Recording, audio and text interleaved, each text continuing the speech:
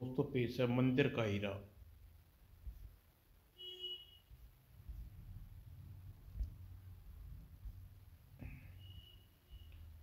1000 साल पुराना महामुनि अनादि देव का मंदिर भारत बर्मा सीमा के निकट 8000 फुट की ऊंचाई पर स्थित है। ये मंदिर तक पहुंचने का रास्ता अत्यंत खतरनाक है। अब तक न जाने कितने लोग यहाँ की घाटियों में दफन हो चुके हैं। इसके बावजूद भी देश के कोने कोने से अनेक भगतगण अपनी जान पर खेल कर यहाँ हर दिन आते रहते हैं। यह मंदिर का विशाल गुफा के अंदर स्थित एक है। मंदिर का मुख्य कक्ष गुफा के भीतर है। भगतगण मंदिर के मुख्य द्वार में प्रवेश करते हुए एक लंबी सुरंग से गुजरते हैं। मंदिर के मुख्य कक्ष में पहुंचते हैं, जहां महामुनि अनादिदेव की विशाल प्रतिमा प्रकाशित है। अग्निदेव की यह प्रतिमा गुफा के पत्थरों को तराश कर बनाई गई है। इसकी शोभा देखते ही बनती है और इस प्रतिमा से भी ज़्यादा आकर्षित का केंद्र है अनादिदेव के त्रिनेत्र पर लगी संसार की सबसे बड़ी रूबी हीरा। यह अद्भुत हीरा बर्मा की एक खदान से 1500 वर्ष पूर्व एक मजदूर को प्राप्त हुआ था। आज से लगभग 1000 पूर्व राजा चिंतामणि इस इलाके के राजा थे। इसी गुफा में तप कर वह महामुनि अग्निदेव अनादिदेव से इतना प्रभावित हुए कि उन्होंने अपना राजपाट छोड़कर उसके शिष्य बन गए।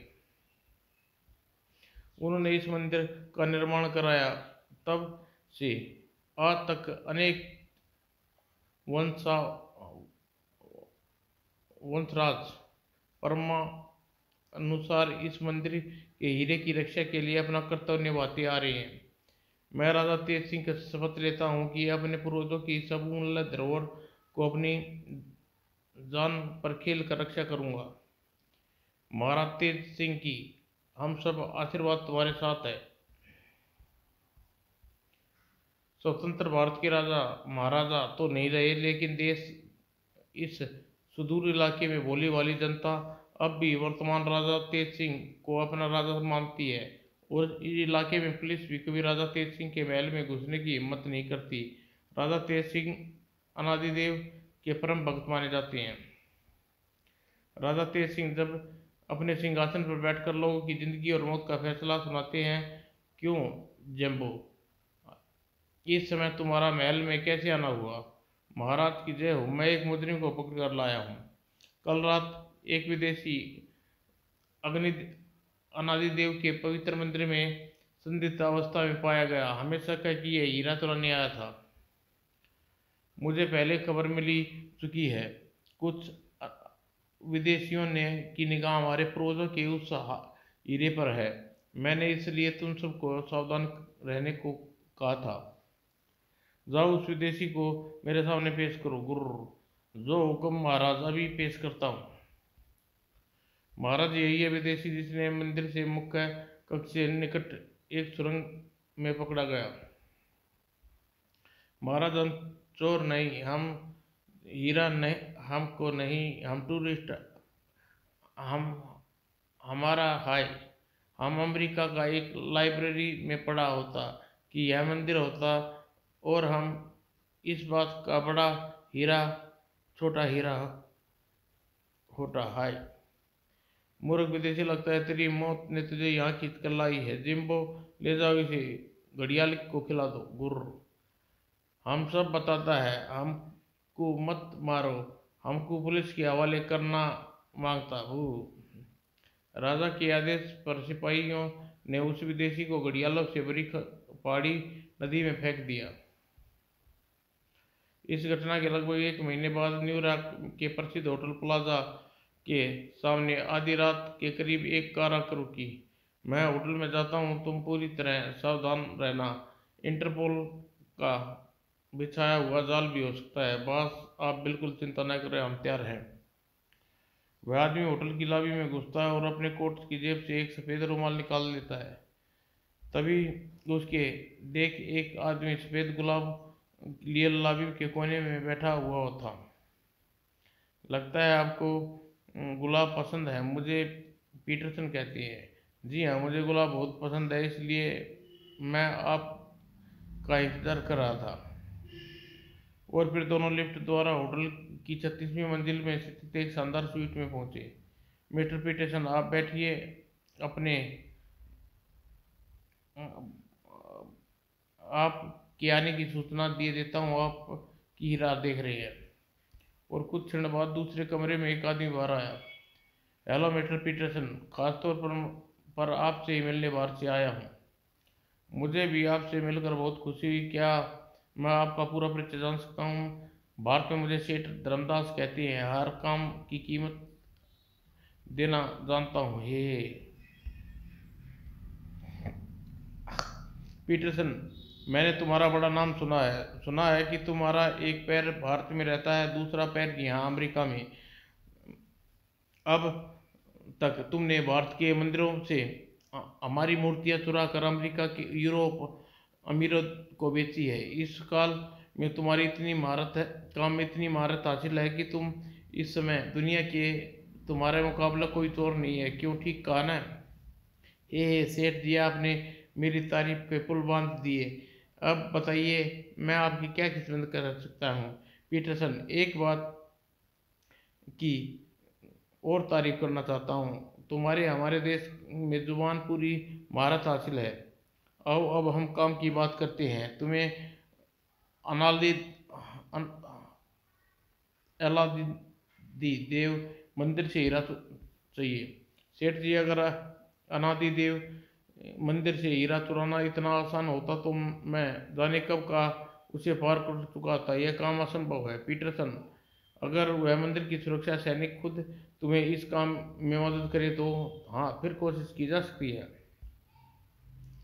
सेठ जी, जो भी इस काम में खतरा बहुत है, और आप जानते हैं कि मेरी फीस कुछ ज़्यादा ही होती है। पीटरसन, सेठ धर्मदास सच्चे हीरे की पारखी है, वह कभी कच्चा नहीं खाता। इस काम के लिए तुम्हें $10 लाख मिलेंगे। यह रहा एडवांस $3 लाख। और अब तो खुश हो ना सेठ जी, आपने मुझे खरीद लिया है। और अपनी न्यूयॉर्क से हजारों मील दूर भारत की राजधानी दिल्ली में स्थित जासूस टोपी चंद के घर में अभी तक जासूस साहब नहीं लौटे। हम खाली बैठे बोर हो रही है।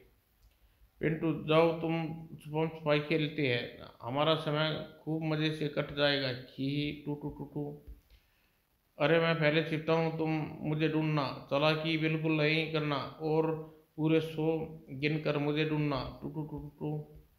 हे, अब मैं इस पौधे में छिप जाता हूँ, पिंटू का बच्चा मुझे ढूंढ नहीं पाएगा। ही लेकिन काबुली वाला को क्या मालूम था कि पिंटू दीवार पार भी देख सकता है। टू टू टू।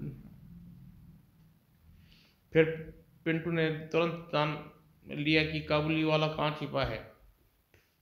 वह चुपके से उस झाड़ू में घुसा और जहाँ काबुली वाला छिपा हुआ था उसके कंप्यूटरी दिमाग में शरारत सूझी।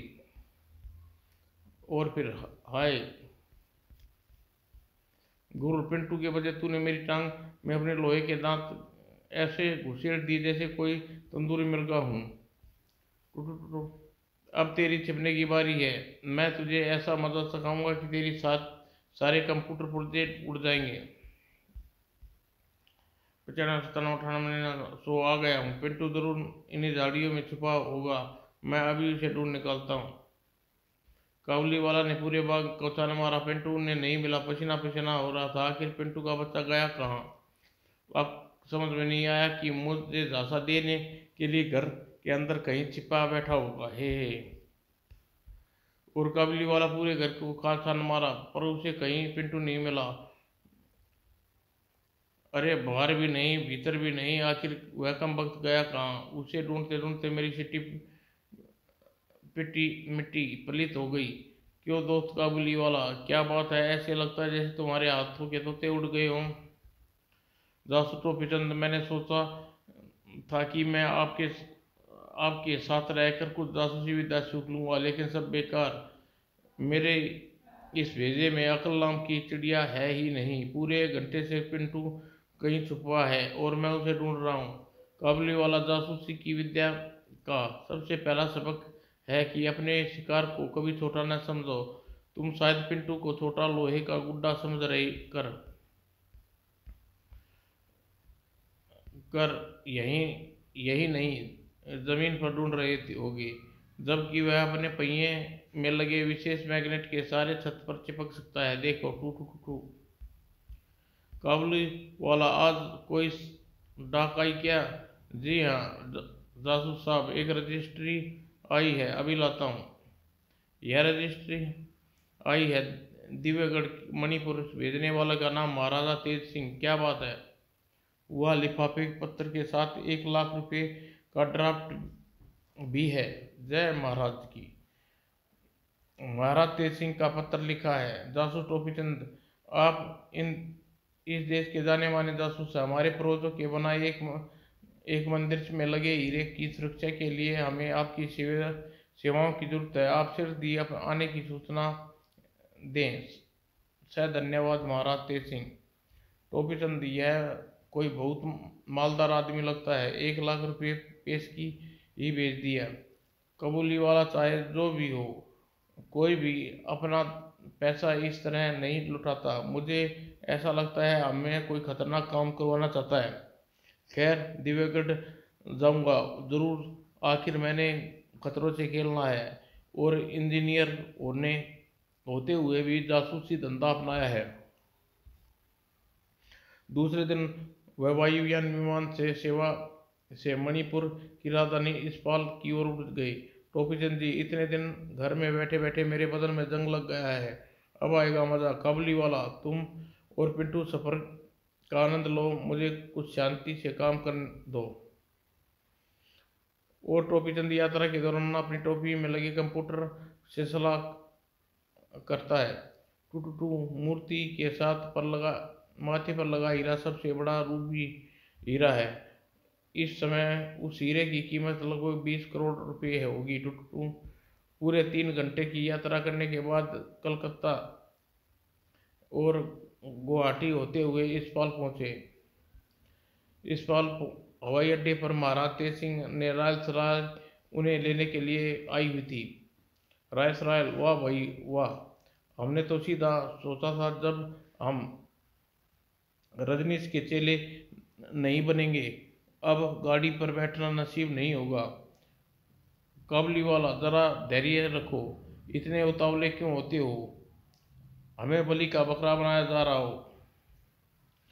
और इस पल के 4 घंटे की यात्रा तय करके दिव्यगढ़ पहुंचे। वहाँ इलाका बहुत ही मनोरम था। महाराज का आदेश है कि आप इस बंगले में ठहरे। यह देखिए वह पहाड़ी पर महाराज का महल। कल सुबह महाराज आप लोगों से मिलेंगे।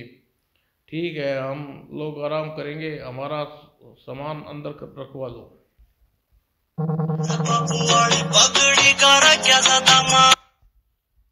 वाह वाह, क्या मिला बंगला ठहरने के लिए? यह कोई शीश महल से कम नहीं है।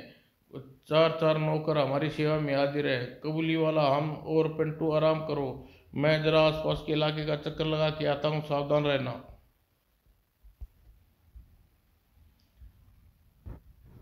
साहब, दोपहर के खाने में आप क्या खाना पसंद करेंगे?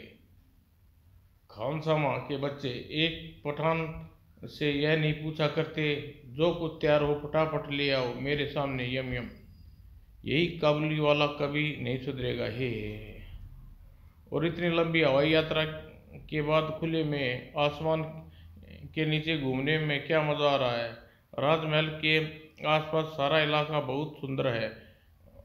आज़ाद भारत में भी यहाँ का राजा ठाट कर रहा है। टोपीचंद ने 1 किलोमीटर दूर निकलाया।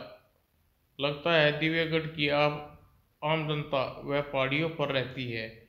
वहीं चलता हूँ, शायद जानकारी मिल सके। हे भगवान, यहाँ तो आम जनता बड़ी गरीब व्यवस्था में रहती है। इस छोटे से शहर में चारों ओर गंदगी गंदगी फैली हुई है। पूरे शहर का चक्कर लगाता हुआ टोपी चंद एक सब्जी वाले के पास गया। आप क्या काफी बुजुर्ग है, क्या आप बता सकते हैं यहाँ का राजा तेज सिंह कैसा आदमी है? हाँ, हमारे महाराज तेज सिंह अग्निदेव के सच्चे भगत है और उनकी कृपा से शानो शौकत से रहते हैं। और फिर टोपी चंद आगे बढ़ गया। कमाल है, यहाँ भोली भाली जनता आप भी गरीब और भगवान की देन मानकर अपनी जिंदगी का बोझ ढोती है यार। ये वहाँ आज़ाद भारत में है ये सब। टोपी चंद एक वीरान और सफ़ेद गली से गुजर रहा था। अचानक उसकी टोपी में लगा कंप्यूटर संकेत देता, टू टू सावधान, एक आदमी काफी देर से आपका पीछा कर रहा है। और फिर टोपी चंद ने बिजली की फुर्ती से अपना रिवॉल्वर निकाल लिया। खबरदार, 1 इंच भी हिलने की कोशिश की तो तेरी नाक मेरे निशाने पर है। अब सच सच बता, कौन है तू और मेरा पीछा क्यों कर रहा है? जी जी, मैं तेज सिंह का सेवक हूँ। उनकी आज्ञा थी कि मैं आपकी सुरक्षा के लिए हमेशा आपके साथ रहूँ। मैं सच कह रहा हूँ। वाह, मेरा यह कोई दुश्मन भी नहीं और तेज सिंह को मेरी सुरक्षा की चिंता हो गई। मामला काफी पेचीदा लगता है। दूसरे दिन निश्चित कार्यक्रम के अनुसार टोपी चंद राजा तेज सिंह से मिलने महल में पहुंचा। आइए टोपी चंद जी, आपकी बहादुरी के कारनामे मैंने अखबारों में पढ़े हैं। आज आपसे मिलकर बहुत खुश हुई। राजा तेज सिंह, आप मुझे यूं शर्मिंदा ना करें। टोपी चंद, वह देखिए, यह सबसे ऊंचा पर्वत है। इसी पर अग्निदेव का मंदिर स्थित है। हर वर्ष गुरु पूर्णिमा के अवसर पर वहाँ 3 दिन का मेला लगता है और मेले में लाखों लोग शामिल होते हैं। आज से चौथे दिन गुरु पूर्णिमा है और कल से मेला शुरू होगा। इन 3 दिनों के दौरान पवित्र हीरे की रक्षा का भार आप पर है और इस कार्य के लिए आपको 3 लाख रुपए दूंगा। राजा तेज सिंह, इतने वर्षों से मेला होता चला आ रहा है, लेकिन इस बार आपकी सुरक्षा, हीरे की सुरक्षा इतने चिंतित क्यों हैं? मुझे अपने खुफिया सूत्रों से पता चला है कि इस मेले में के दौरान अमेरिका का एक मशहूर चोर हीरे को पर अपना हाथ साफ करने की कोशिश करेगा। वह अमेरिकी चोर इतना चालाक है कि उसे पकड़ पाना और हमारी सुरक्षा अधिकारी के बस की बात नहीं। इसलिए यह कठिन काम आपको सौंपना चाहता हूँ। राजा तेज सिंह जी, आप बिल्कुल चिंता न करिए। अपनी जान की बाजी लगाकर मैं अपने हीरे की रक्षा करूंगा। आप जरा एक सवाल पूछना है। पूछिए, आप क्या जानना चाहते हैं मुझसे? यही कि राजपाट नहीं रहा, फिर भी आप इस तरह शानो शौकत से जिंदगी कैसे बिता रही हैं? गुरु टोपी चंद जी, आप यहाँ काम करने आए हैं, कीजिए। अन्य बातें अपनी टांग डालने की जरूरत नहीं, समझे? जी समझ गया राजा साहब, मैं जाता हूँ। अग्निदेव के मंदिर में जाने की तैयारी करता हूँ। ठीक है, दोपहर के 2 बजे मेरा निजी हेलीकॉप्टर तुम्हें अग्निदेव के मंदिर तक छोड़ आएगा। Good luck. टोपी चंद साहब वापस बंगले पहुंचा। काबली वाला का अखंड नाश्ता जोरों से चल रहा था। वाह वाह, क्या फ्राई मुर्गे हैं, जरा 10-15 और ले आओ। पठान साहब, कल रात के खाने के सारे 30 मुर्गे खाए थे और आज सुबह नाश्ते में कब से 20 मुर्गे खा चुके हैं और अब मुर्गे कहाँ से लाऊं? और कुछ देर बाद टोपी वाला ने कबली वाला और पिंटू को अपने कमरे में बुलाया, उन्हें सारी बात बताई। काबली वाला, हमें 2 बजे यहाँ से रवाना होना है और तुम्हें कुछ देर के लिए आराम कर लो। फिर शायद 3 दिन 3 रात तक 1 मिनट भी आराम न मिल सके। अरे साहब, आप फिक्र न कीजिए। अगर मेरे हाथ वह चोर आ गया तो उसकी गर्दन की मुर्गे की तरह निचोड़ कर सीधे काबुल पहुंचा दूंगा। जब काबली वाला और पिंटू वहां से चले गए तो टोपी चंद विचार मग्न हो गया। मुझे याद आ रहा है कि आज से 9 साल पहले सीबीआई दफ्तर में दिव्यगढ़ के राजा तेज सिंह के नाम कोई फाइल देखी थी। मैंने वह फाइल देखी है तो उसके बारे में पूरी सूचना मेरे कंप्यूटर में होनी चाहिए। मुझे कुछ मेहनत तो करनी पड़ेगी, लेकिन फाइल मिलनी बहुत ज़रूरी है। टोपीचंद पूरे आधे घंटे तक कंप्यूटर में लगे बटनों में माथापच्ची करता रहा, लेकिन आखिर में उसे कामयाबी मिल गई। टूटू, इस फाइल के अनुसार मुझे संदेह था कि राजा तेज सिंह भारत से वर्मा की सीमा पर बड़े पैमाने पर अफीम की तस्करी करते हैं, लेकिन सीबीआई के पास सबूत न होने के कारण अभी तक राजा तेज सिंह के खिलाफ कोई कार्रवाई नहीं हो सकी। गुड, यह जानकारी मेरे लिए बहुत ज़रूरी थी।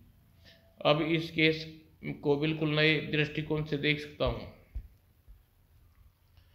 और फिर 2 बजे तेज सिंह का निजी हेलीकॉप्टर टोपीचंद को काबुलीवाला पिंटू अग्निदेव मंदिर की ओर ले गया। अनादिदेव।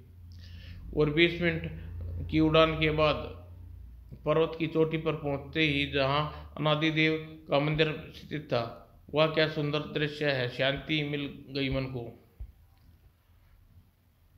मंदिर पहुंचने के बाद टोपीचंद ने सबसे पहले पूरे इलाके की बारीकी से निरीक्षण किया और फिर मंदिर के अंदर सुरक्षा कर्मियों से पूछताछ की। अभी तक यहाँ चोर का बच्चा कहीं दिखाई नहीं दिया। मेरे हाथों उसकी गर्दन मरोड़ने के लिए तड़प रहे हैं। गुर्र। कुछ देर बाद मंदिर में राजपुरोहित स्वयं टोपीचंद से मिले। प्रणाम पुरोहित जी, आपने दर्शनों से धन्य हो गया हूँ। मुझे आशीर्वाद दे, मैं अपने कार्य में सफल हूँ। बेटा, मामुनि अनादिदेव स्वयं तुम्हारे राह दिखाएंगे। तथास्तु। पुरोहित जी, आपने कक्ष में चल रहे आपसे अकेले में कुछ जानकारी करना चाहता हूँ। ठीक है, चलिए, मैं तुम्हें अकेले में बहुत सी बातें बताता हूँ। और जब कुछ देर बाद टोपीचंद राजपुरोहित के कमरे से बाहर आए तो बहुत संतुष्ट नजर आए। राजपुरोहित ने मेरा काम बहुत आसान कर दिया, अब चिंता की कोई बात नहीं। काबुलीवाला, तुम पिंटू ध्यान से सुनो। कुछ ही देर बाद मंदिर का फाटक खुलने जा रहा है। हम 3 दिन के लिए असावधान नहीं रहेंगे। जो हुक्म साहब, हम पूरी सावधानी बरतेंगे। और मंदिर से ठीक 5 बजे मंदिर का फाटक खोल दिया गया। सैकड़ों भक्त जनटोली बनाकर कीर्तन करते हुए अनादिदेव की प्रतिमा के दर्शन करने आने लगे। टोपीचंद हर बार अपनी नजर गड़ाए हुए था। बोलो मामुनि अनादिदेव की। काबुलीवाला मुख्य द्वार के पास चौकसी कर रहा था। वह आने जाने वाले पर अपनी कड़ी नजर से परख रहा था। और पिंटू ठीक प्रतिमा के पास खड़ा था, वहां की हर गतिविधियों को अपने कंप्यूटर में जांच रहा था। बोलो अनादिदेव की जय। मंदिर की गुफा में थोड़ी दूर पर एक अन्य गुफा में हीरा चुराने का पूरा प्लान तैयार किया जा चुका था। पीटरसन, गुरु पूर्णिमा का उत्सव आज शुरू हो गया है। आज से 3 दिन उत्सव आखिरी दिन का पूर्णिमा की रात 12 बजे अंतिम आरती होगी। और आरती के समय हमारे आदमी ठीक एक समय मंदिर की सारी मसाले बुझा देंगे। दोबारा मसाल जलाने में 5 मिनट लगेंगे और तुम्हें हीरा चुरा लेना है। हीरा लेकर तुम यहाँ से सुरक्षा कर्मियों को कैसे चकमा देकर भागते हो, यह तुम्हारा काम है। नीचे घाटी में हमारे सेठ जी अपनी जीप में तुम्हारी राह देख रहे होंगे। वहीं पर तुम्हारा बाकी मेहनताना मिलेगा। और पीटरसन, तुम काफ़ी चालाक आदमी हो, लेकिन हमने तुम्हारे देश में चालाकी दिखाने की कोशिश न करना। चिंता न करो दोस्त, पीटरसन तुम्हारा सब काम ठीक से कर देगा। हे। और तीसरे दिन आधी रात के करीब अंतिम आरती के समय मंदिर में भक्तजनों से खचाखच भरा हुआ था। घाटी में नगाड़ों की, घंटों की, मजीरों की आवाज़ गूंज रही थी। इसी बीच सेठ का आदमी पूरे मंदिर में फैल गए और उन्होंने निश्चित समय पर एक साथ मंदिर की मिसालें बुझा दी। और उसी क्षण मंदिर में एकदम अंधकार छा गया। यह अचानक अंधेरा कैसा?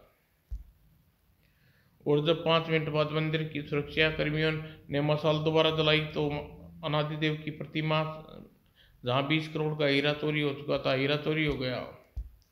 काबुली वाला पिंटू फटाफट बाहर चलो, अब तक चोर बाहर पहुंच चुका होगा गुर्र।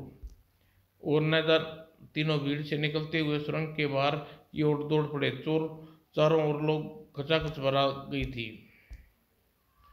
लेकिन जब मंदिर के मुख्य द्वार पर से बाहर पहुंचे तो पीटर हीरा लेकर अपने विशेष हैंगालाइट से नीचे घाटी में उड़ रहा था। ओह पीटरसन, तुम्हारी बुद्धि का वाकई दाग देनी होगी। तुम्हारा जैसा जैसा और कोई चोर नहीं हो सकता।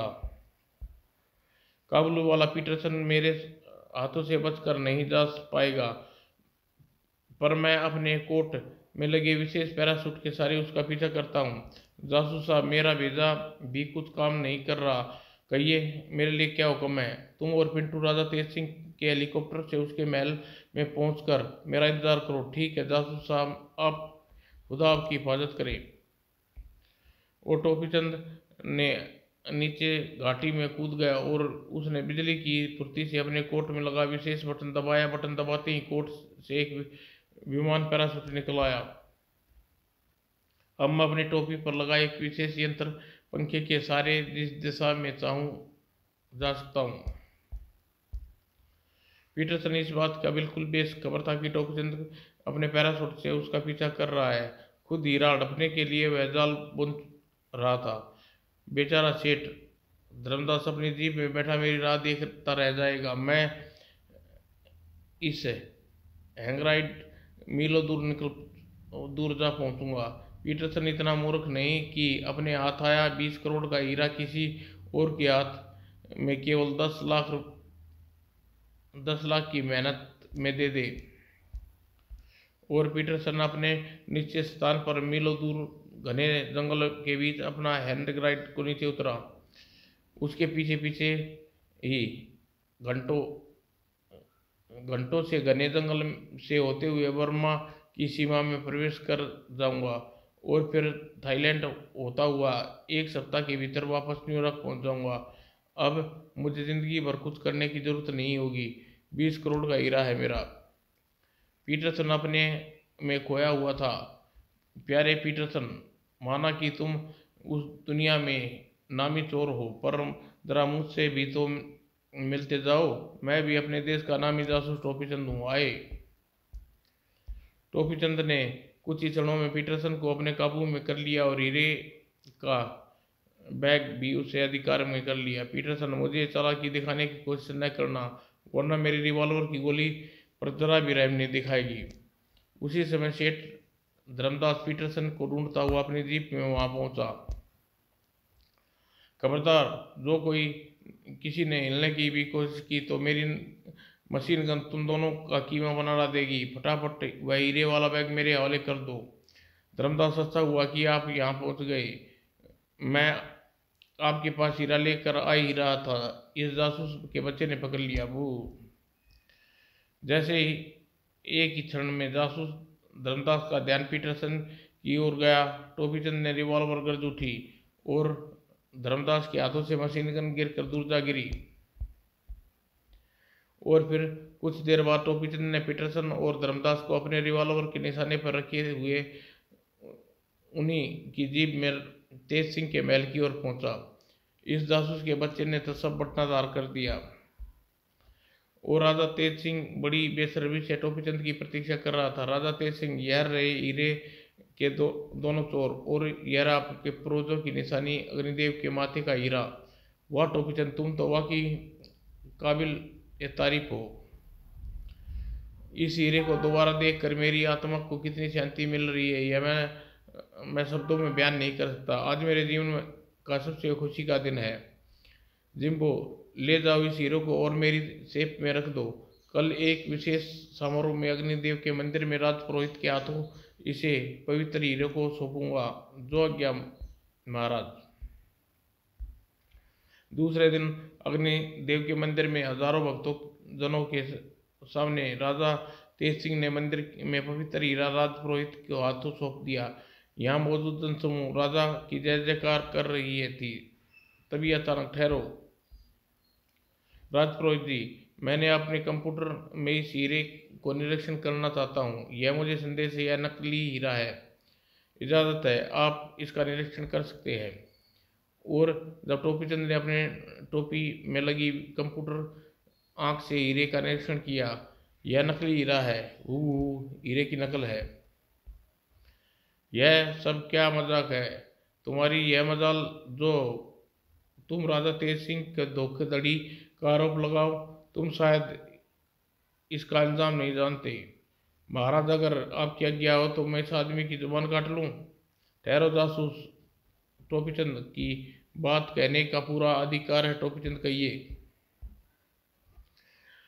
दिव्यगढ़ की जनता आप सोच रही होगी आपका राजा तेज सिंह अग्निदेव का भगत है और नेक दिल आदमी है, लेकिन हकीकत यह नहीं है। तेज सिंह असली धंधा तो बर्मा में अफीमी स्मगलन करने का, विदेशों में बेचना, जिसके पीछे बर्मा की सरकार शक्ति के कारण तेज सिंह करोड़ों के मूल्य का अफीम बर्मा की सुरक्षित सैनिक जब्त कर ली थी। लेकिन तेज सिंह ने अफीम के लिए अपने विदेशी एजेंटों से पहले $1 करोड़ एडवांस ले लिया। पर वे विदेशी एजेंट तेज सिंह पर अपने पैसे की वापसी के लिए दबाव डालने लगे। उन एजेंटों ने तेज सिंह की जान से मार डालने की धमकी दी और तेज सिंह ने मजबूर होकर अपने मंदिर का पवित्र हीरा चुराने का एक मास्टर प्लान बनाया। सबसे पहले तेज सिंह ने अपने आदमी सेठ धर्मदास बना कर न्यूयॉर्क भेजा और वहां तेज सिंह के उस आदमी ने संसार के मशहूर चोर पीटरसन को इस कार्य के लिए नियुक्त किया। लेकिन तेज सिंह को मालूम नहीं था पीटरसन बहुत ही चालाक आदमी है, इसलिए उसने पीटरसन की निगाह रखने के लिए मुझे नियुक्त कर दिया। तेज सिंह पहले से बर्मा का मशहूर कारीगर और से हूबहू मंदिर के हीरे जैसा नकली हीरा बनवा कर लिया। इसका फायदा यह था कि सब की आंखों में धूल झोंककर मंदिर के पवित्र हीरे के स्मगलरों के हाथे नीलाम कर दे। मैं भी तेज सिंह की इस खतरनाक इरादे में कभी भाप नहीं पाता। अच्छा हुआ राजपुरोहित ने पहले ही मुझे आगाह कर दिया। जिस बर्मा के कारीगर ने तेज सिंह ने नकली हीरा बनवाया था वह अग्निदेव का भगत है। सो उसने एक दिन राजपुरोहित को सब कुछ बता दिया।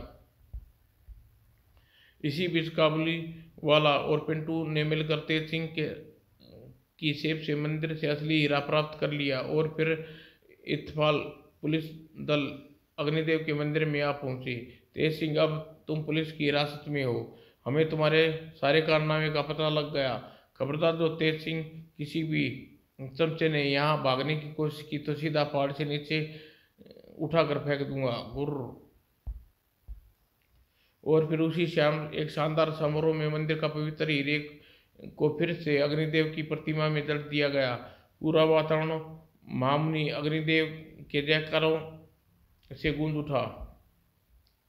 टोपीचंद जी, अग्नि अनादिदेव के लाखों के भक्तों में से एक रुपया देकर आपने यह 3 लाख रुपये एकत्रित किए।